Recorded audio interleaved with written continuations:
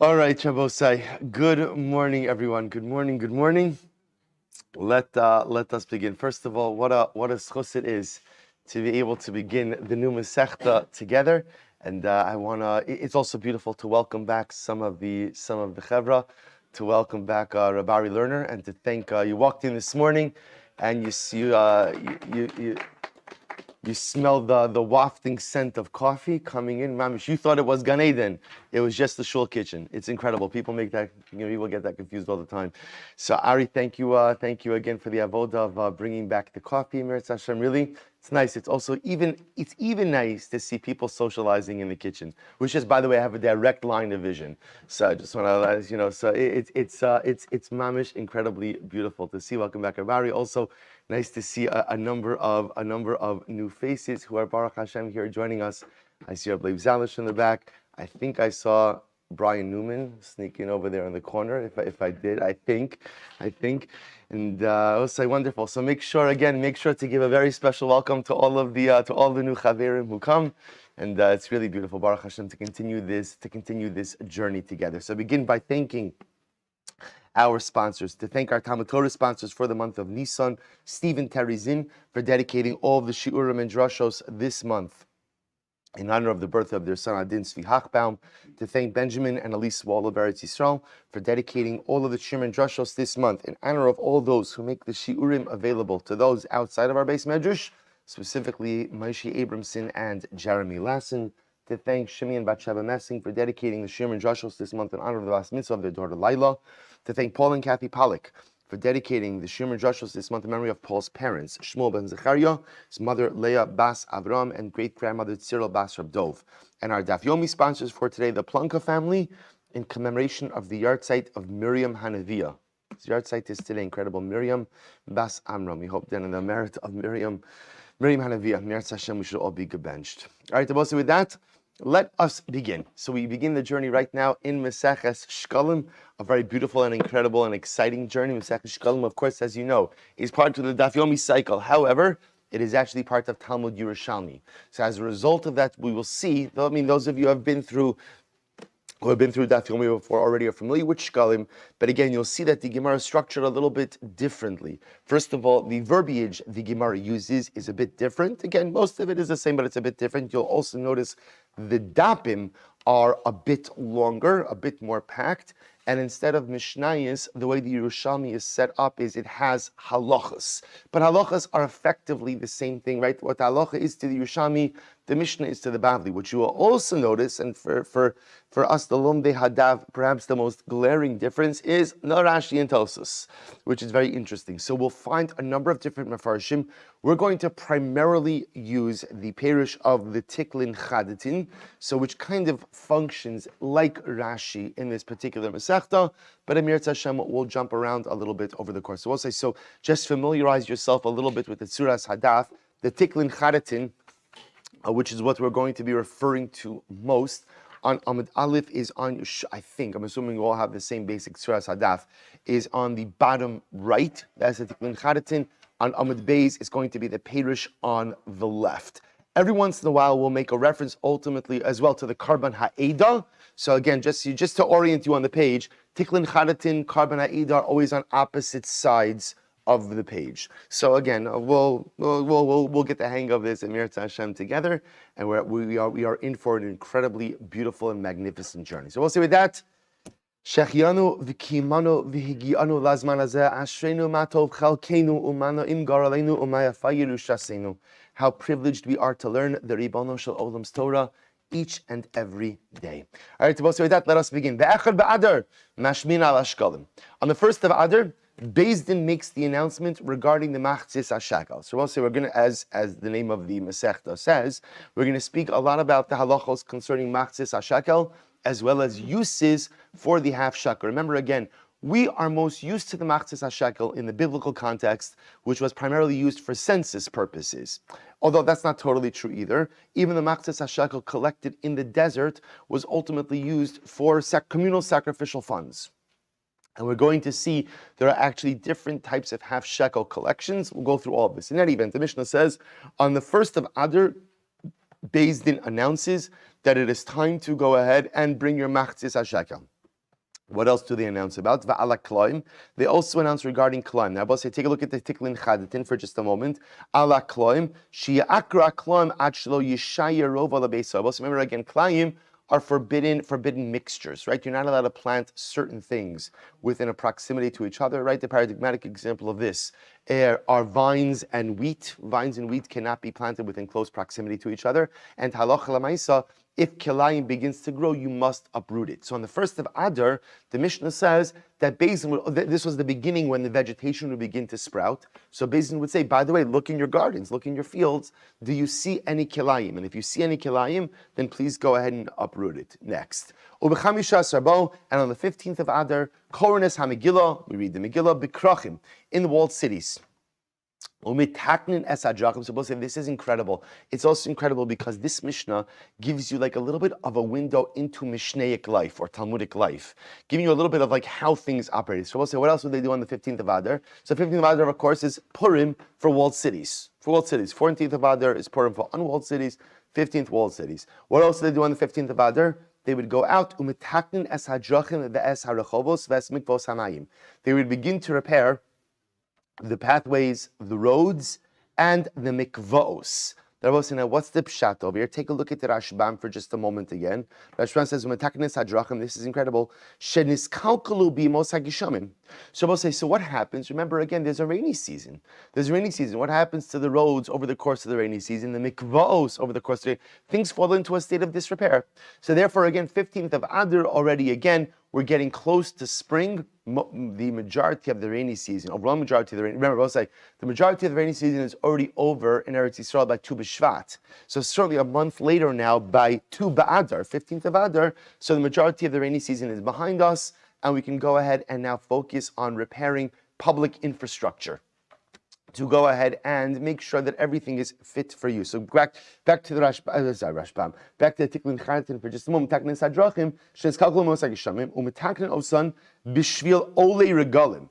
Inami Bishvil Hagolim the Ari Miklot Kidiksiv Tachin Lachadach. So we'll say this is fascinating. Why are we going ahead and fixing the roads? So the Tiklin Chadatin, so we'll say, I want to tell you, I think that there's an incredible musar here. So Tiklin Chadatin says, why are we fixing the roads? Either again for the Olei Regalim, because remember again, this is a month before Pesach. So you're going to have an incredible volume of pedestrian traffic coming during Pesach. So you want to make sure that the roads are fit for use. Also, in addition to that, are a miklat, cities of refuge. You need to make sure that the roads are usable for those who are trying to flee to the Ir Miklat. We'll say, interestingly enough, you ask yourself, why does the Tikkun Chadatin have to comment on this? Right? Think about this. Why are we fixing the roads? We'll say, why are you fixing the roads? What would you say? Why are you fixing the roads? Because you fix the roads. What's the shaila? We'll say an incredible musar. An incredible musar is everything you do in life has to have a purpose. And you have to be able to articulate why you do the things that you do. And if I can't articulate a purpose and a reason for why I do something, then chances are I should not do it. This is how the Jew lives. It's a targeted existence. There's no such thing as just doing stuff for the sake of doing stuff. There's no such thing as doing things because, hey, that's what I do. If I do something, I have to be able to articulate the specific reason as to why I do it. That's what it means to lead and to live a purposeful life. So Tiklin Chadatin, the Mishnah says, we fix the roads. Why? Why? There's no mitzvah to fix roads. So, I fix roads because ultimately if I fix roads, I enable other people to go ahead and actualize their potential or actualize their purpose, either for the Olei Regalim or Rahman al-Islam for those who have to flee to the Ir Miklat. But everything in life that I do has to have a reason, and if it doesn't have a clearly defined and constructive reason, then perhaps it's kidai not to do it. So the Mishnah goes weiter. So and we go ahead and we take care of all of the public needs. So we'll see exactly what that comes to include. This is fascinating. What else do? We go ahead and we mark off the graves. So we'll say, what's the pshat over here? Take a look at this Tiklin Chadatin. Besid, we put plaster over the graves. plaster over the graves. Suppose say, you know where you could see this a lot? If you go to the old cemetery in Tzfas, you could find that many of the graves are painted blue. So the truth is, that's in Tzfas, again, that's a whole Kabbalistic piece. That's Gemara Maseches Menachos. That Tcheles Dome Yam, Yam Dome Rakia, Rakia Dome Kisi HaKavod, right? That's the symbolic nature of blue. Historically, they used to paint graves white. White. And why? Again, no, just to simply highlight the fact that this is a grave, so that the Kohanim should go out and be careful. So the Czinn Teri Kahn Czinn points out that over the rainy season, he writes, that Rashi Tevos, by the way, the Shin Beis Yud Hey Gimel, took me a lot of time yesterday, but Lefi Shebiyemos Hagishamim, that's the Rashi Tevos. Haya Hasid Nimuach, because we'll say over the course of the rainy season, Bavli doesn't have Rashi Tevos like that, by the way. Bavli spells out things much more simply. In any event, so because over the course of the rainy season, the plaster that they used to put on top of the grave would erode. So they would replaster, they would put it on the graves again, so that the Kohanim should know where to avoid. Beautiful, I'll say. That's the end of the Mishnah, end of the halacha. So says the Gemara, so why do we, so we'll say let's dissect the Mishnah piece by piece. So first thing in the Mishnah was, we announce about bringing the machzis hashekel, the half shekel, on the first of Adar. Why in the first of Adar?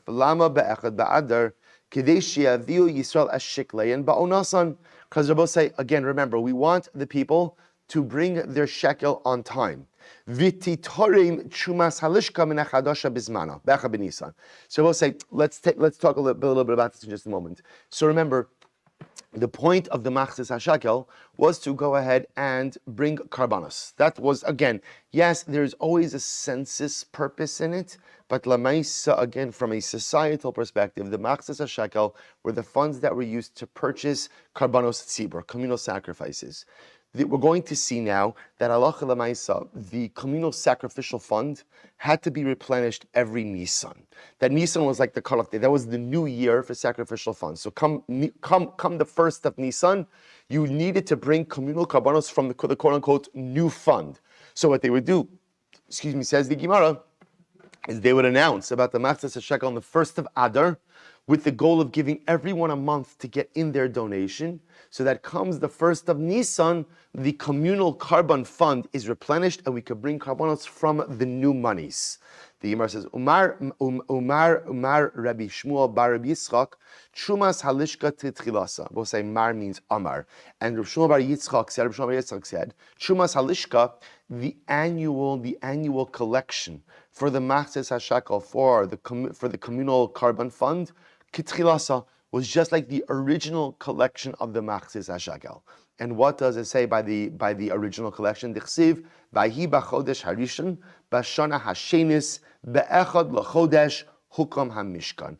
And again, the pasuk says, if you look at the Tiklin Chadatin for just a moment, kit bitchilasa, in the wide lines of the Tiklin Chadatin, it's about 2, 4, 5 lines in, kitchilasa, kimosha haisu trumas harishon shetar misra b'midbar. So we'll say, just like the first collection in the desert was done on the first of Nisan, so too again, the annual collection is done on the first of Nisan as well. Now the truth is, what we really do is as follows: we want the money in by the first of Nisan. So because we want the money in, we want the fund fully replenished by the first of Nisan. Therefore, we go ahead and we do the collection on the first of Adar. V'tani Allah, we said about this. V'yom shehokam Mishkan bo b'yom nitruma truma. And Abba say again, on the day that the Mishkan was erected, remember the Mishkan was erected on the first of Nisan. Abba say that's why again, remember these days we don't say Tachnun. It's interesting. No one ever asks why we don't say Tachnun. It's fascinating, right? I get many shilas. Never. I can't believe we didn't say Tachnun today. Right? So everything has to have mazel, including tefillas. For whatever the reason, Tachnun just didn't have the mazel. He'll say so interesting enough. So remember, why don't we say Tachnun on these days? Because remember, I will say these 12 days from Rosh Chodesh Nisan until the beginning of Pesach were the days on which the Nesiim offered up their inauguration karbanos, right? That's why the minhag on these days of Nisan is to recite the Nasi of the day. So I'll say, so again, remember, so the Mishkan was erected on the 1st of Nisan. In the desert, the day that the Mishkan was erected was also the day they did the collection for the Machzas HaShekel. So again, we adopt the symbolism that, or not more than symbolism, we adopt the halacha that the new Machzas HaShekel, the communal carbonic fund must be replenished with new funds by the 1st of Nisan. But again, we make the announcement on the 1st of Adar to give people a month to get their donation in. So the Gemara says, "V'tani Allah b'yom shukah mishkan b'yom nishrat shuma." On the day the Mishkan was erected, that was the same day that people gave their machzas hashekel. Rabbi Tevi, Rabbi Yoshe b'shem Kahana, ne'emar kan chodshei, v'ne'emar lahalon chodshei.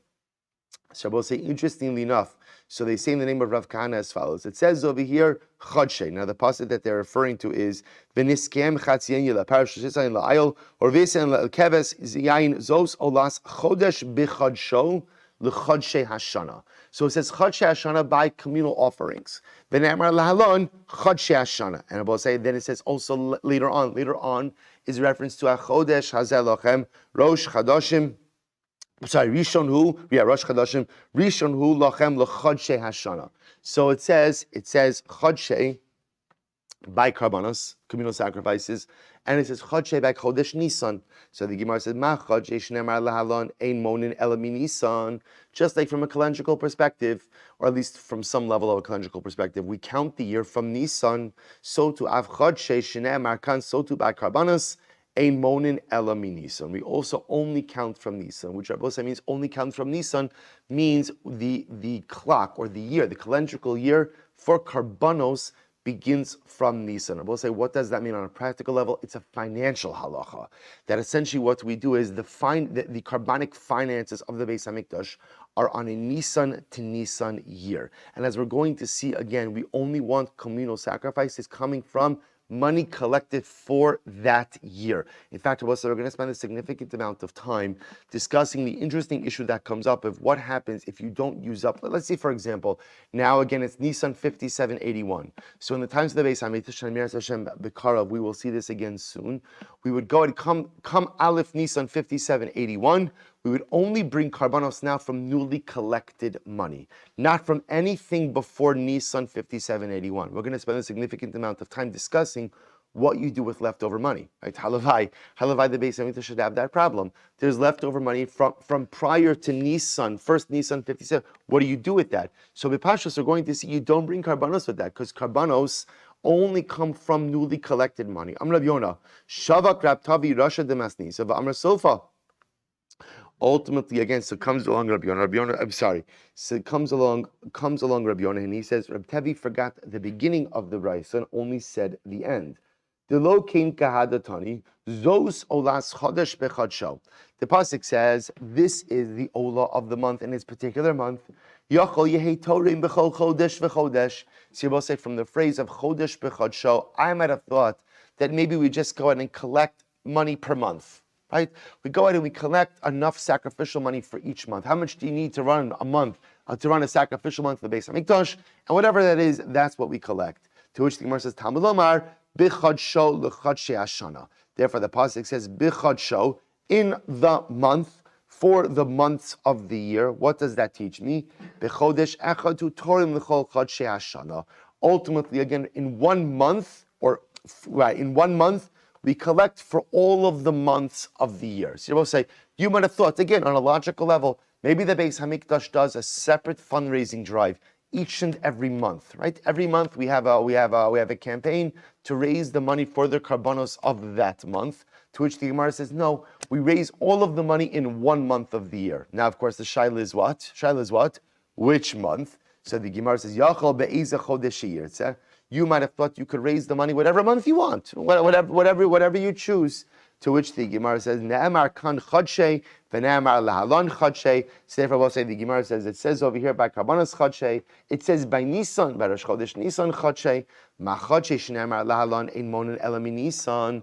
Just like ultimately again, when HaChodesh HaZalochem was talking about Nisan, av chodshei shne'emar kan, so to chodshei by karbanos, ein monin ela mi Nisan. We also only go ahead and collect from the month of Nisan. So therefore, we'll say, what comes out from the Gemara so far is an incredible yisod. Number one, the Mishnah said, we announced that people should bring their machzas hashekel on the first of Adar. What is the Machzas Shekel being used for? Or at least as of now, it's being used for Karbanos Tzibor.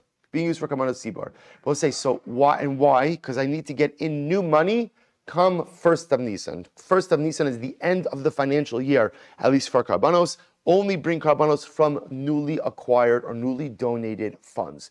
Where do I know that from? Both say to kind of consolidate this, Chadshei. It's Gzera Shava. It says Chadshei by Karbanos, it says Chadshei by Nisan.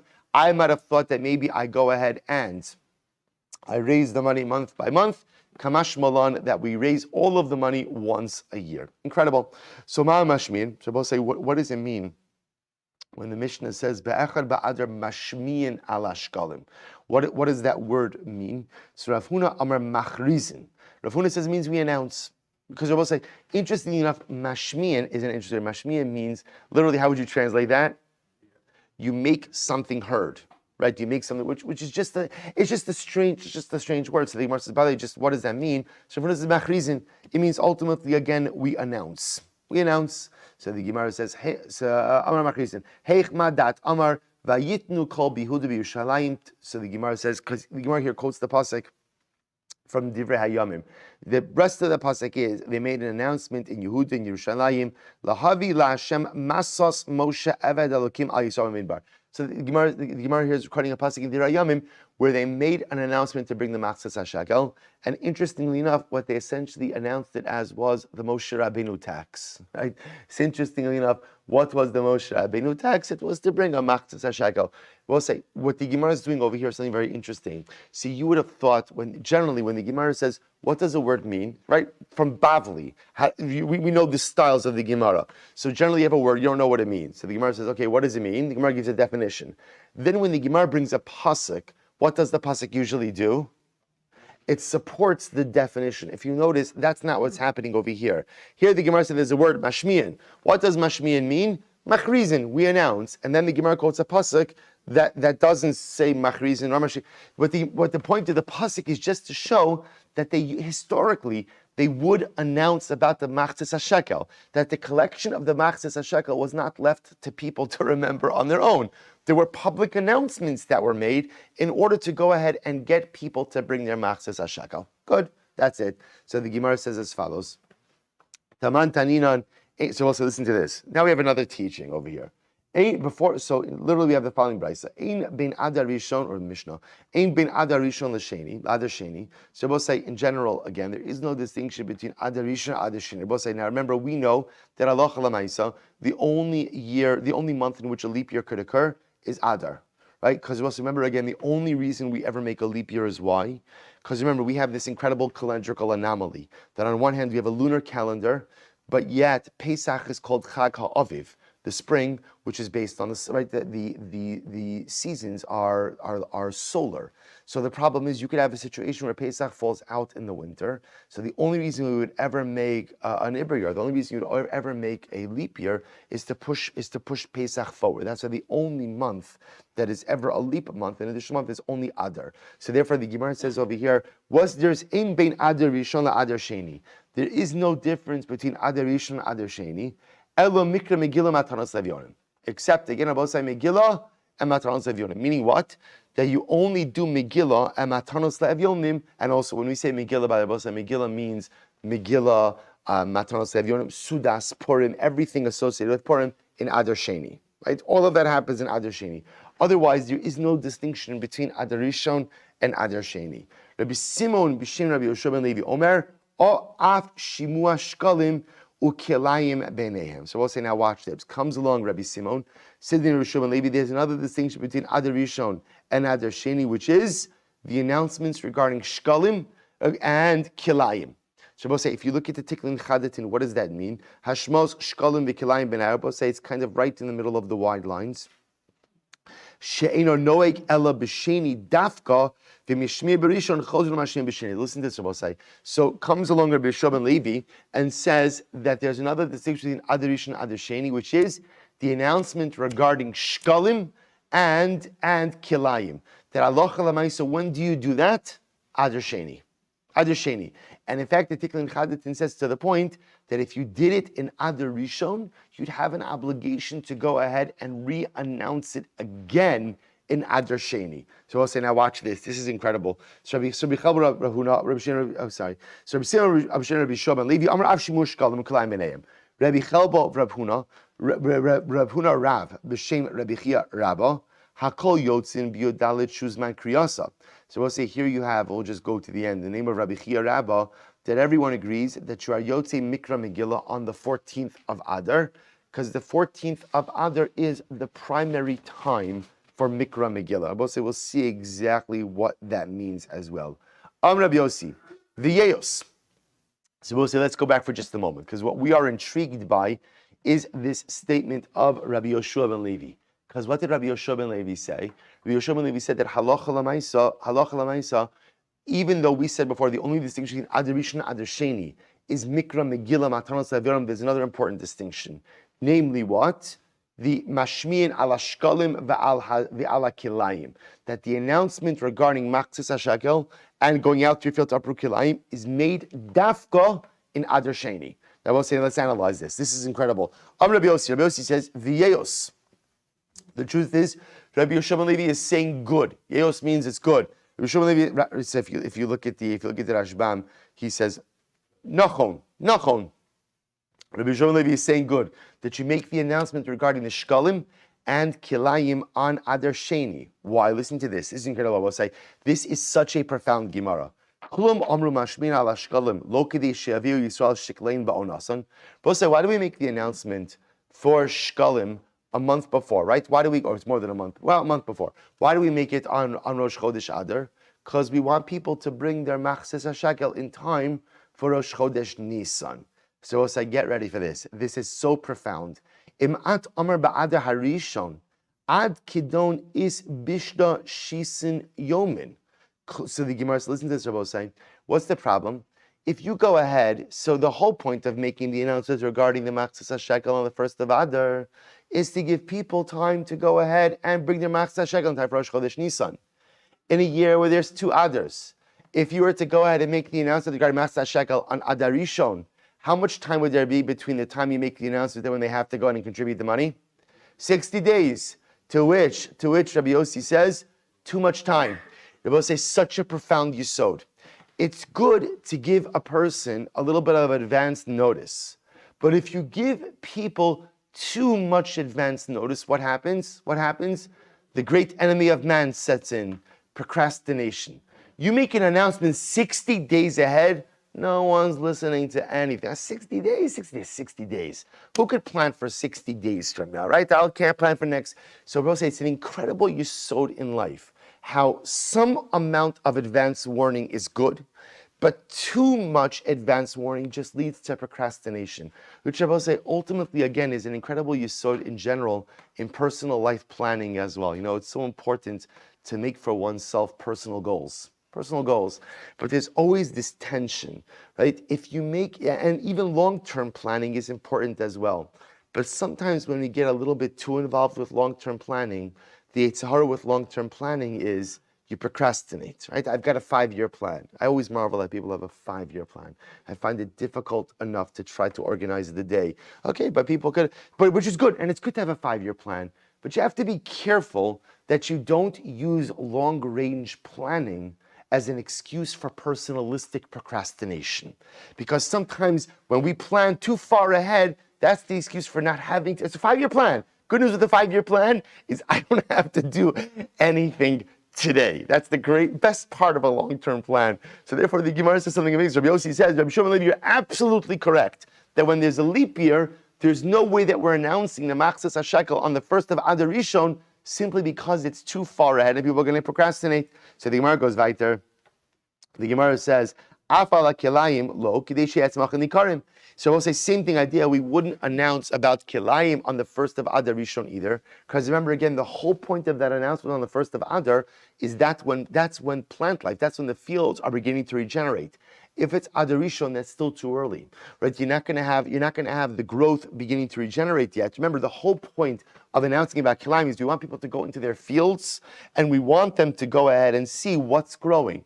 In a leap year, Adar Rishon is going to be too early. Therefore, again, you're going to make the announcement. People aren't going to see anything. They're going to forget all about it.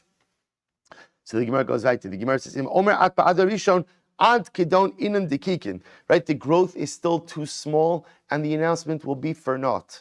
Rabbi Chizkiya shal me'ata b'nei Bavel mashmin al Shekalim meirosho shel chodef. So both say, so therefore again, what comes out of this interesting Lilah is Rabbi Yoshua ben Levi Shita, that in a leap year, not only are we doing Mikra Megillah, Matanos Le'avyonim in Adar Sheni, not in Adar Yishon, but the announcement for the Shekalim and the Kilayim is also occurring in Adar Sheni, not in Adar Yishon.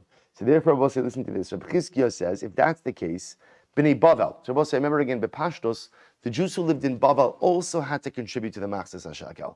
But obviously, again, they would have to get their Shekalim to Eretz Yisrael. So Bepashtos, again, they should already begin to announce about the Machzas HaShekel in the beginning of the winter, Mirosh HaChoref, to which the Gemara says, Lo Kedei Shevi Yisrael Sheklein Ba'onasan, V'ti Tarim Trumas Halishka Min HaChadasha Bizmana, Be'echa B'Nisan. So we'll say ultimately again, so therefore B'nai Bavel should have to go ahead and announce even earlier in order to get the Shekalim in by the 1st of Nisan.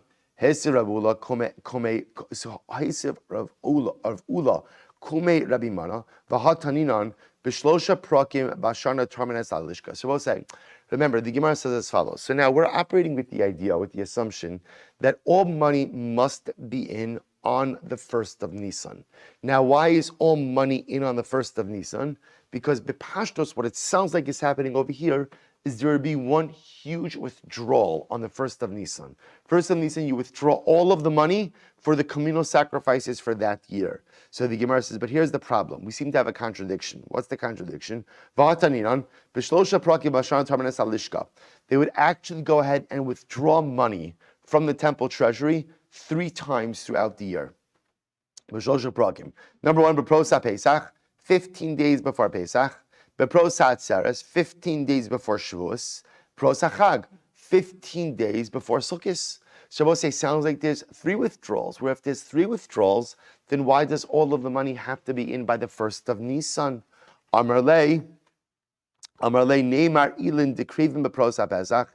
So listen to this. It says maybe the way it went is like this. Maybe in fact there are three different collections. Maybe it went like this. Those who lived close, in other words, we'll say, let's say for the Jews of Eretz Yisrael, perhaps their money, their Machzas HaShekel, had to be in by the 1st of Nisan.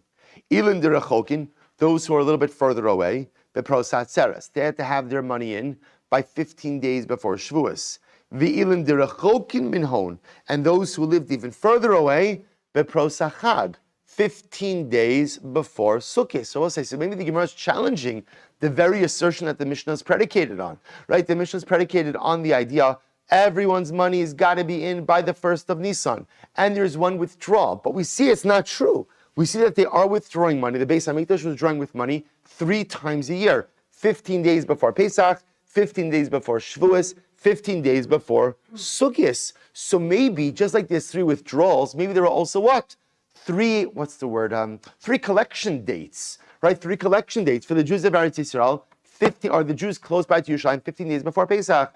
The Jews on the outer environs of Eretz Yisrael, 15 days before Shavuos, and maybe for the Jews of Chutz La'aretz, 15 days before Sukkot. Amrlei, Amad Beis. Amrlei, no. Kula ke'achasiba. Both say, in fact, it's not true. All money was collected at once. In other words, all money had to be in on the 15th of Nisan. The lama amnu b'shlosha prakim kadei lasos pumbi ladavar. So both say this is actually pretty incredible. If you look at the Tiklin Chadatin, take a look. Left-hand side of both sides of the page. Kulan ka'achas kilomar kol hashkalim hayu tzrichin lahavi mikalam akom supam achas tahainu be'echa b'nisan b'chtei shiukalulim kulam belishka. So let's listen to this. As we're going to see, all of the money there was one collection time. All money had to be in by the 1st of Nisan. That's the way it worked. Right? There was one donation deadline, 1st of Nisan. However, this is actually quite interesting. They did withdraw money at 3 intervals. So listen to this. What they did is there was a big withdrawal 2 weeks before each regel. Now, why would they do that, Rabbosai? So the Gemara says, "Lasos pumbi ladavar." Pumbi means to make it a public spectacle. Look at the Tiklin Chadatin again. This is quite beautiful. Kadei lasos pumbi, kadei lasos pirsum ladavar, Devade eina chiyuv litrom begimel zmanim halalu. Ela benisan utarmin al kol chadshi hashana. For Rabbanan who dechilku legimel zman mishum degimel zmanim halalu havizman kihila lekol Yisrael lalos l'regel. Lekach hayutarmin bezmanim halalu leman yedu kulam sheyesh lekol echad miyiso chelek bechal karbanos sibor shemakrivim bechal yom v'yom. Rabbi said this is so beautiful. The halacha was as follows. All sacrificial money, right? New sacrificial money had to be in when? When? First of Nisan. First of Nisan. And the truth is, really what you could do is withdraw all the monies. It comes in, it comes out. Right? That's the easiest way to deal with this. So what Chazal instituted, everyone said this is quite beautiful, was to make a withdrawal 2 weeks before each regal. And as we're going to see, I will say it's really quite beautiful. The withdrawal was a pretty public spectacle. Now, I will say, why did they do that? Why did they do the withdrawal in a public way? Because I will say, remember again, the whole point of the public spectacle of the withdrawal was to show every single Jew that each and every one of us has a chilik in the karbanos sibor. So I will say, understand something amazing. When you, with your little half shekel, what you are doing is you are buying into every single one of the communal offerings. It's not just the pshat that you only have a half shekel stake in the karban. That half shekel buys you a chelik into every single communal offering. So I will say, so can you imagine the feeling when they withdrew the money, and you were there, I will say, imagine where it'll happen for us in Miras Hashem B'Karov. You're standing in Yerushalayim, it's the days before Pesach, you see them, and we'll talk about how they would withdraw the money, and you see the half shekel, and you know that it's quite possible that your half shekel is in there. So the hergish, the feeling that it gave to the Jews who were assembled, which and this is Aliyah L'Regos, a lot of people are there. So the Jews, that's mine. I have a chilik in this. See, I will say, Chazal understood that it is so important for people to be vested in something. It is so important for people to feel vested in the Beis HaMikdash, to feel vested in Karbanos Tzibor. So they dafka wanted to make the withdrawal in a public way where everybody would be around. So incredible. So we'll say back to the Gemara. But I just want to point out also, you'll notice, hopefully by now, that the Perush of the Tiklin Chadatin is a very thorough Perush. Right, you've seen that. If you notice again, it's not that it's verbose, but it's a very thorough page. So I urge you, as you're doing your chazara, because the truth is, Shekalim is a great masechta to do your chazara, bro. It's a short masechta. We're going to be finished with this. How long is this? Only 22 blot. Only 22 blot. So we'll say, so again, we're going to go through it so quickly in Mirat Hashem. But again, you'll see the Tikkun Charatin is a very powerful tool for chazara. So he goes on, he says this, the Gemara says as follows. So Rabbi Yehuda ben Pazi b'shem Rabbi hein nikra v'lo nivas. So we'll say again. So the Gemara. So we'll say. So okay, new topic now. A little bit of agaratas. So we're going to see also in Shekalim we're going to get some beautiful agaratas. So we'll say Rabbi Yehuda ben Pazi saying Rabbi hein nikra v'lo nivas. Can we read these psukim without being fearful? Without shaking with fear. And I'll say, what's the fear? What's the fear? So listen to this. I'll say, L'tova. So the Gemara is going to do an incredible contrast, a study in contrast. L'tova. So I'll say, when there was a collection for good things amongst Klali, so what did the pasuk say? Kol nediv leiv. Right, so also when Moishe Rabbeinu collected for the Mishkan, what did the pasuk say? Kol nediv leiv. Any person was generous of heart, gave to the Mishkan. Lara. When it came to the collection for the Egel, what happened? Vayisparku kol ha'am. Everyone gave. So we'll say, tragic comparison.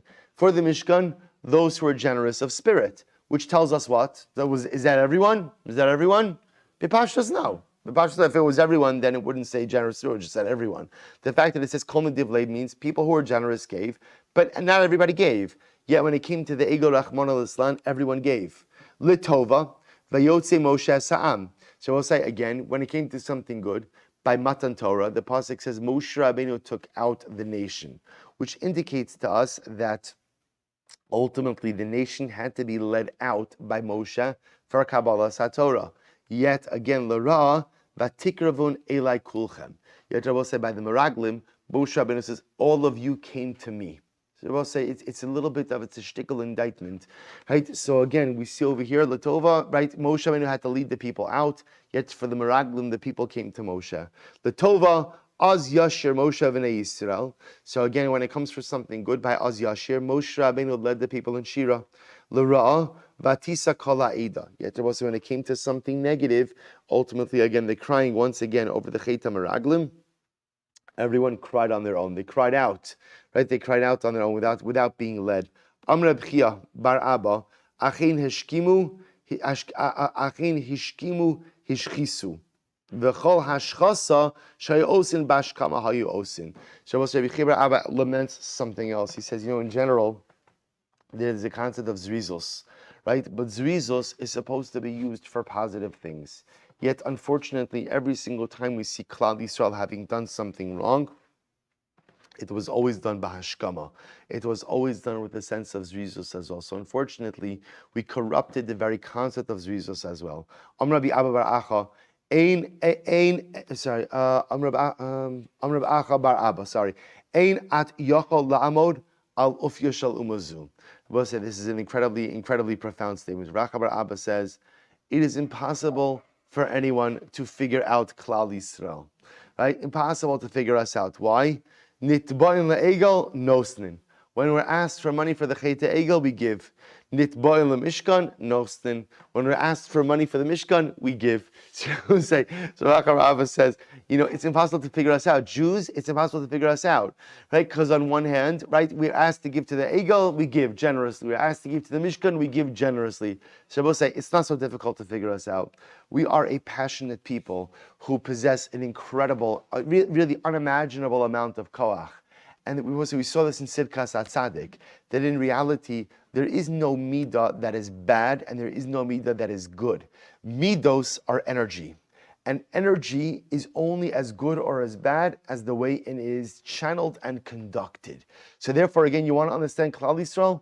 We are a people of immense energy, immense potential, immense koach, which is why when we do good, no one could match our good.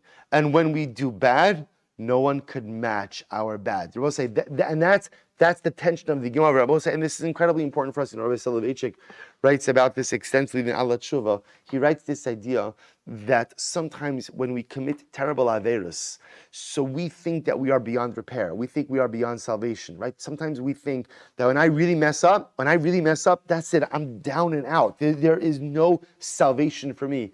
And the Rav says, Fakert, it's just the opposite.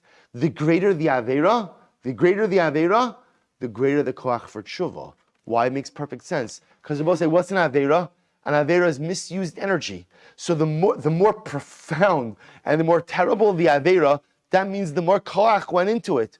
Well, the more koach that went into the avera, that means the more koach I have at my disposal. Which means all I need to do is rechannel that koach. So as great as the avera was, is only a mirror to how great the tshuva can be as well. So Rabbi Abba says it kind of a little bit, what's the word? When you don't want an answer to your question? Rhetorically, right? When he says, no one can understand this ummah, it's not true. It's not true. You can figure out Klal Yisrael incredibly easily. We're very easy to figure out. We are a people of immense koach. Just our challenge is sometimes using that koach in the right direction. And Rabbi say, again, on a personal level as well, when we fail, we so often on a personal level give up on ourselves. Never give up on yourself, because the more profound the failure, all that shows is the more koach you possess. And if I could just rechannel that in a different direction, there is no telling what I could accomplish. Weiter. Tana. Rabbi Yossi Bar Chanina. Rabbi Yossi Bar Chanina says as follows: Hadam asnisa, so va'asisa kapora zavtar. So listen to this. We'll say along these same lines. Rabbi Yossi Bar Chanina says, you have to make a kaporos, a lid of the aron out of gold. Yavo zav shal kaporos, yichapra al zav shal egel. Let the gold of the kapores, the gold of the lid of the aron, come and atone for the gold of the egel. We misused gold in using it to construct the golden calf. Now we're going to go ahead and redeem the gold by going ahead and using for the kaporos. So Shabbos, think about this incredible yisod. You might have thought once you go ahead and you use gold for the egel, gold is treif. To which the Gemara says, no, gold's not treif. You just misused it. So now what's tshuva, Rabbi say? Tshuva is taking the very thing you misused and now repurposing it and using it in a constructive way. That's tshuva. That's what we just said before. You take the very davar that you used, the very thing you used for the ma'isa avera, and now you redeem it and lift it up ultimately, again, for using it for something heilig. So the Gemara goes weiter. Reb Chagai b'shem. Reb Shul bar Nachman, Shalosh Trumos Nemar Parshazos. There are three different Trumas. For say three different collections that were said by the Mishkan. What are the three different collections? Listen to this, is great. Trumas Adonim, Trumas Shekalim, and Trumas HaMishkan. So we'll say, literally, there's a Truma for Adonim. Now, Adonim literally means sockets. They're both say for the Mishkan we know the Mishkan, right? The walls of the Mishkan were made of Atzei Shitim, the cedar wood, right? So remember again, where did the Atzei Shitim come from? Where did it come from? Yaakov Avinu, right? Yaakov brought the acacia wood. Yaakov brought the Atzei Shitim with him down to Mitzrayim. They took that with them when they left Egypt. So we'll say the Atzei Shitim, what did the planks sit in? So the bottom of the planks were actually carved out to form, I guess that you would call it like pegs, protrusions. Those protrusions were inserted into silver sockets. So when the Gemara talks about over here Trumas Adonim, or Truma for the sockets, literally the sockets were the silver sockets. But as we're going to see, the Trumas Adonim actually covered more than just those sockets. We'll discuss this in just a moment. Well, we'll discuss it tomorrow. Utrumas Shekalim, then there was the Truma for the Machzah Shekel, Utrumas HaMishkan. And then there was the general Truma, the general collection for the Mishkan itself. So the Gemara says, here we go, Dabral b'nei Yisrael v'yikhuli Truma, when the Pasuk says, speak to the Jewish people, take from me Truma, Zu Trumas Adonim. So we'll say that Pasuk refers to the Truma of the sockets, the collection for the sockets. Me'ez kolish asher yidven alibo, tichuas Trumasi, from every person whose heart propels him to give generously. What does that refer to? Zu Trumas Shekalim. That refers to the Machzah Shekel. This is the truma you shall take for them. Zu Trumas HaMishkan. Rabbi say this refers to the truma to actually build the Mishkan itself. So Rabbi say the Gemara suggests that there are three collections: Trumas Adonim, truma for the sockets, which we'll discuss what that covers. Machzis HaShekel, which Bepashtos was used for what? For what? Karbanos, communal karbanos.